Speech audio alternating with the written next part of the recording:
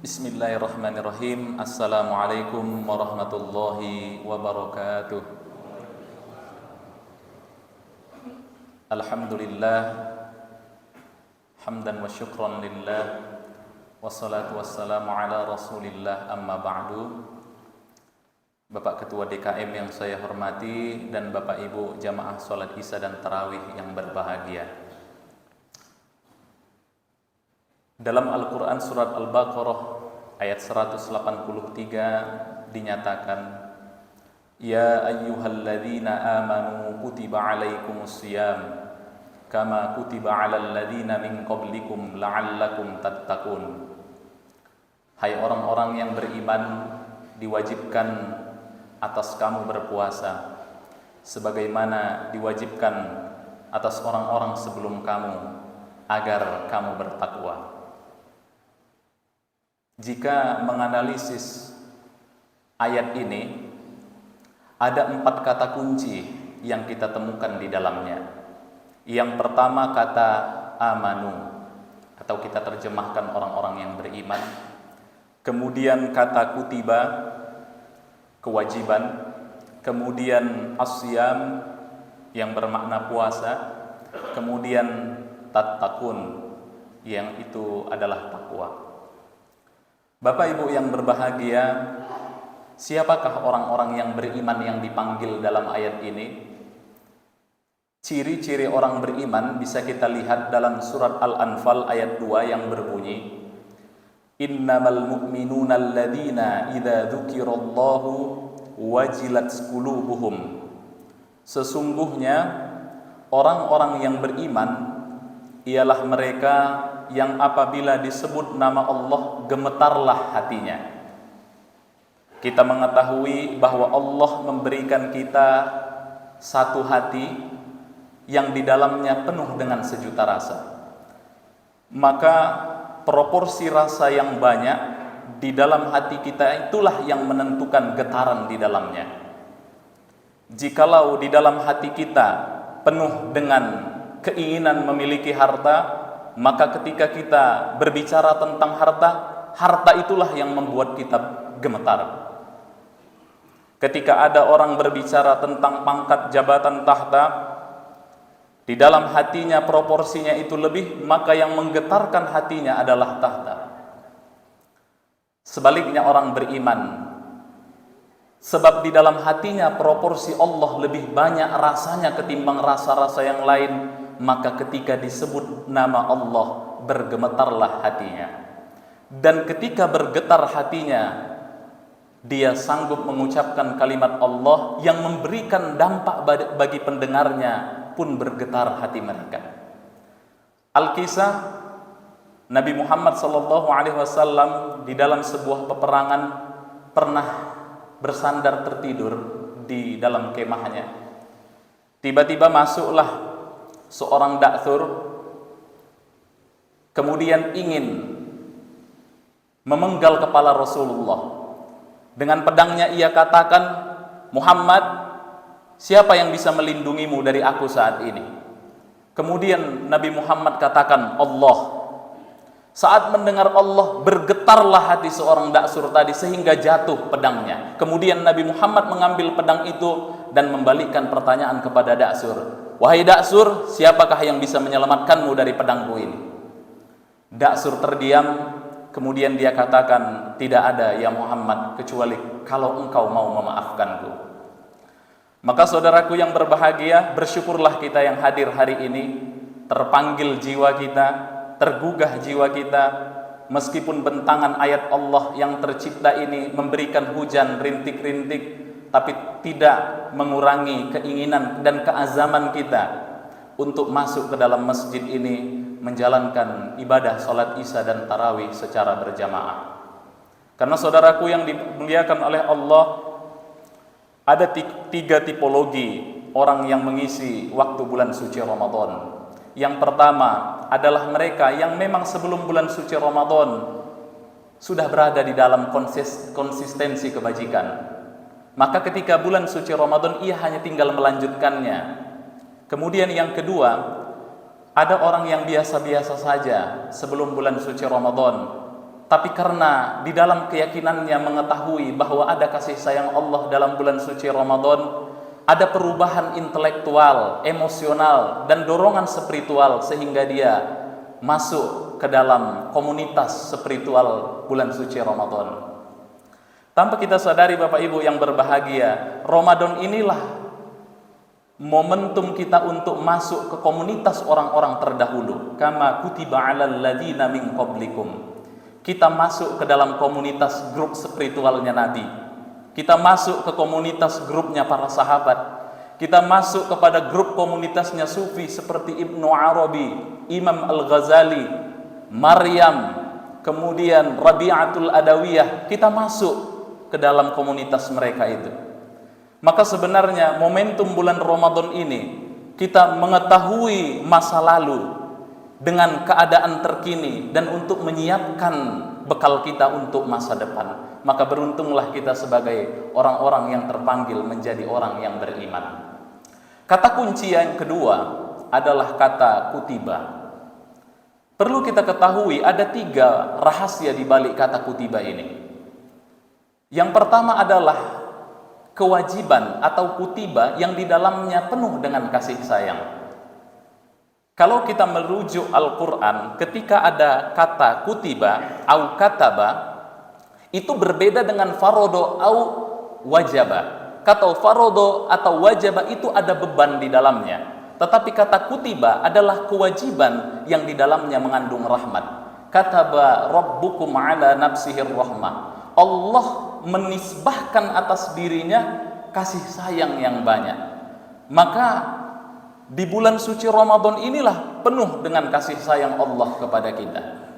Yang sunnah bernilai wajib, amalan yang wajib bernilai 700 kali lipat. Maka nanti kita ketahui ada makna kutiba yang luar biasa. Kata kutiba yang kedua mengandung makna bulan kedekatan. Di dalamnya kita ketahui wa idza sa'alaka ibadi anni fa inni qarib. Ya Muhammad, sampaikan kepada umatmu, kepada para hambaku, kapan aku itu dekat? Dekatnya Allah itu ketika bulan suci Ramadan. Asyamu li wa ana ajzi bihi. Puasa itu untukku dan aku yang langsung mengganjarinya. Sangkinkan privasinya, sangkinkan personalnya puasa ini, Allah begitu dekat. Bapak Ibu yang berbahagia, kalau kita melihat ibadah-ibadah yang lain, itu sangat demonstratif. Ibadah sholat misalnya, itu ibadah syiar yang harus ditunjukkan biar orang lain ikut bersama kita. Ibadah zakat itu ibadah syiar yang harus ditunjukkan kepada orang sehingga orang pun terstimulus untuk menyalurkan hartanya.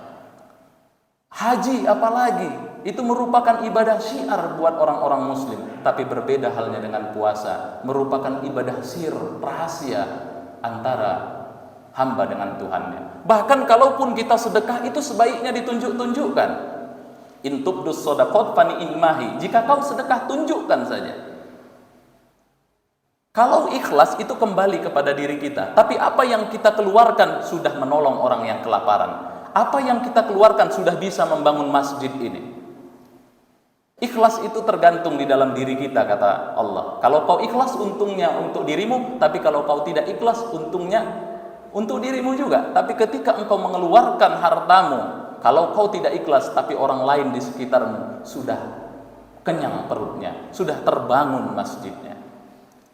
Maka di dalam bulan suci Ramadan ini kata kutiba yang kedua itu memiliki rahasia makna kedekatan antara hamba dengan Tuhannya. Kemudian yang ketiga rahasia makna di balik kata kutiba adalah kewajiban yang penuh dengan kesempatan. Tadi sudah kita singgung ayyamam ma'dudat. Harinya hanya tertentu saja. Hanya 29-30 hari, tapi Allah menyiapkan kepada kita ganjaran yang luar biasa. Yang sunnah jadi wajib, yang wajib bernilai 700 kali lipat, dan di dalamnya ada satu kesempatan yaitu malam Lailatul Qadar, di mana seorang yang mendapatkannya itu mendapatkan ganjaran 83 tahun 4 bulan seperti usianya seperti itu. Kemudian kata kunci yang ketiga dalam narasi surat Al-Baqarah ayat 183 itu adalah kata asyam. Asyam artinya puasa. Puasa itu merupakan bahasa Sanskerta yang artinya menahan diri. Bapak Ibu yang berbahagia, dosa pertama manusia dalam drama kosmis ini adalah ketidakmampuan menahan diri. Itu tersimbol dari kakek kita Adam dan Hawa. Ketika diberikan banyak fasilitas di surga, banyak makanan di dalamnya, banyak pohon-pohon, bahkan miliaran pohon di dalamnya, namun karena ketidakmampuan menahan diri untuk mendekati yang namanya pohon khuldi, menyebabkannya jatuh dalam kehinaan. Karena kakek Adam kita punya sifat tersebut, ketidakmampuan menahan diri tersebut, atau yang kita sebut dengan serakah, tamak, itu juga ada di dalam diri kita. Maka puasa inilah momentum bagi kita untuk mampu menahan diri kita, baik yang disimbolkan dari lahiriah atau puasa jasmani, tidak makan, tidak minum, tidak berhubungan dengan pasangan, tapi diharapkan di minggu kedua, di 10 hari kedua itu sudah lewat. Karena 10 hari pertama itu manusia adalah makhluk yang mudah beradaptasi. Artinya mudah beradaptasi ketika dia mampu menahan di 10 hari pertama itu tidak makan, tidak minum, itu sudah dilaluinya. Maka Allah menginginkan kita untuk naik levelnya di 10 hari kedua. Jenjang puasa dari badani itu naik menjadi jenjang puasa nafsani. Wa nahan nafsa 'anil hawa. Kita berusaha untuk mencegah diri kita mengikuti hawa nafsu kita, karena manusia berpotensi menuhankan hawa nafsunya. Kita mengetahui saat bulan suci Ramadan pintu surga terbuka dan pintu neraka tertutup, bahkan setan itu dibelenggu. Lantas siapa yang menghalangi kita untuk tidak puasa? Siapa yang menghalangi kita untuk tidak sholat tarawih? Tidak lain adalah wanahan nafsa 'anil hawa hatta hawahu taba'an lahu. Nafsu kita, kata Jalaluddin Rumi, itu ibarat gunung. Ketika seorang mampu menaikinya, maka dia bertemu dengan Tuhannya. Maka 10 hari yang kedua inilah kita menaikkan level dari kemampuan jenjang badani, jenjang lahiriah, fisik, kita naikkan levelnya ke puasa jenjang nafsani. Kemampuan kita untuk menahan diri tidak menggibah, kemampuan menahan diri untuk tidak hasad, kemampuan menahan diri untuk mengontrol amarah, kemampuan menahan diri untuk tidak menuliskan kata-kata di medsos. Disinilah kita dituntut untuk mampu naikkan jenjang kita menjadi puasa jenjang nafsani. Dan 10 hari terakhir nanti masuklah kita kepada jenjang rohani. Dan jenjang rohani inilah yang mengantarkan seseorang hamba bisa mendapatkan Lailatul Qadar. Kemudian saudaraku yang dimuliakan Allah, terakhir dalam narasi surah Al-Baqarah ayat 183 tersebut ada kata takwa. Apa itu takwa? 284 kali terulang kata takwa dalam Al-Quran. Namun secara singkat para ulama menyimpulkan bahwa takwa adalah ketakutan kepada Allah yang menghadirkan kedekatan kepadanya. Takwa adalah kemampuan seseorang untuk dekat kepada vertikal Allah seraya dia turun ke bawah untuk mampu baik kepada sesama makhluk Allah. Secara singkat kita simpulkan, takwa adalah orang yang dekat dengan Allah dan selalu merasa diawasi oleh Allah. Maka tujuan sebenarnya orang berpuasa untuk mendapatkan predikat takwa. Predikat takwa itu adalah orang yang dekat dengan Allah seraya mampu menghayati sifat dan akhlak Allah. Takhallaku bi akhlaqillah, tuntutlah dirimu meniru akhlak Tuhanmu. Allah tidak makan, kita tidak makan, kita sudah berhasil. Allah tidak minum, kita tidak minum. Allah tidak punya pasangan, kita pun sanggup tidak punya pasangan, sesuai dengan kadar takwa kita. Fattakullah mastata'tum, bertakwalah sesuai dengan kesanggupanmu. Jika kalau kita tidak sanggup, ittaqullaha haqqa tuqatih, sebenar-benarnya takwa, semaksimalnya takwa. Allah katakan di ayat yang lain, fattaqullah mastata'tum, bertakwalah sesuai dengan kesanggupanmu. Tidak makan sampai maghrib, tidak minum sampai maghrib.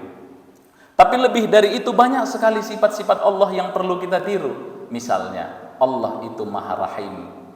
Maka baiklah kita kepada sesama orang-orang Islam. Kita prioritaskan orang Islam daripada orang-orang non-Muslim. Allah Maha Rahman. Kita tunjukkan bahwa Allah itu baik kepada seluruh manusia, baik kepada seluruh makhluk. Kita pun menirunya dengan puasa ini, peka terhadap sosial tanpa membeda-bedakan agamanya. Nah, ada lagi akhlak Allah itu Maha Kholak, Maha kreatif, Maha produktif. Di sini kita dituntut jangan sampai kita mengkambing hitamkan puasa dengan alasan lapar dan dahaga sehingga kita tidak produktif untuk bekerja. Padahal Allah Subhanahu wa taala menyuruh kita untuk al-Kholak, Maha kreatif. Maka sebenarnya kalau kita puasa, justru ketika kita menekan aspek jasadiah kita, naiklah aspek batiniah kita, intelektual, emosional dan spiritual kita semakin mendalam. Maka wajarlah ketika bulan suci Ramadan perang Badar dimenangkan, bulan suci Ramadan Fathul Mekah dimenangkan, penaklukan Mesir dimenangkan, penaklukan Spanyol, bahkan proklamasi kemerdekaan diraih bulan suci Ramadan. Singkatnya Bapak Ibu yang berbahagia, orang yang bertakwa sadar betul bahwa dia harus dekat dengan Allah seraya meniru akhlak Allah, yaitu menjadi khalifatullah sekaligus Abdullah. Khalifatullah, ia dituntut untuk memiliki ilmu dan kreativitas sehingga memfungsikan dirinya sebagai orang yang ahli di dunia, tapi di saat bersamaan dia sanggup menjadi Abdullah, di mana segala apa yang diusahakan di dunia itu hanya didedikasikannya kepada Allah Subhanahu wa taala. Bapak Ibu yang berbahagia, mudah-mudahan 4 kata kunci dari surat Al-Baqarah ayat 183 tadi bisa kita bumikan dalam bulan suci Ramadan ini. Demikian, nasrun minallah wa fathun qarib wa basyiril mu'minin. Assalamualaikum warahmatullahi wabarakatuh.